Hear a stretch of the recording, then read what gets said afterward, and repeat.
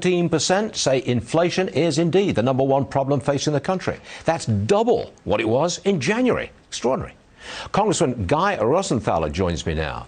Congressman, the Democrats want to fix inflation. They want to send out stimulus checks. They want to invest in green energy. And they want to put a windfall profits tax on the oil companies. OK, I got all of that. But what's your solution? What would the Republicans do to get inflation down?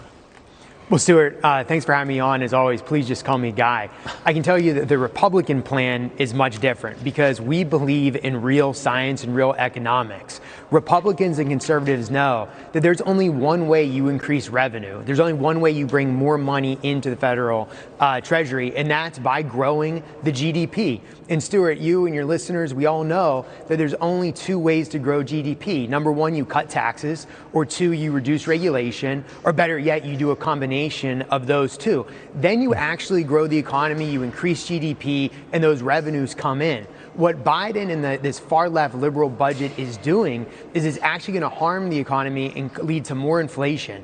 Those tax increases, especially the corporate income tax, they want to raise it so it would be higher than it is in communist China. That's going to drive jobs to China. It's not going to bring manufacturing, for example, or other jobs back on our shores. It's going to do the opposite. And then this millionaire tax, let's be honest, they're not going to pay this.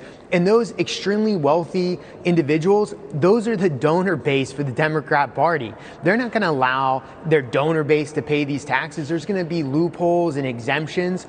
And if there aren't those billionaires are just going to move offshore, taking their wealth with them. So this is a recipe for disaster. You make a very good case, Congressman Guy, you really do. But I suspect that you won't be able to kill all of the tax increase plans. You can't get rid of them all. They're going to get something through. Can you live with just a little something? Well, I would not, Stuart, I would not be comfortable voting for any tax increase. Now, in terms of what we're going to do from here, look, I'm on the Appropriations Committee. Yep. This is going to be part of a negotiation between the House, the Senate, and the administration. And hopefully we can get a lot of rollbacks on these far-left policies, especially the Green New Deal provisions, absolutely, which would hurt our energy sector. But you know, yes. With tax the rich is a popular slogan.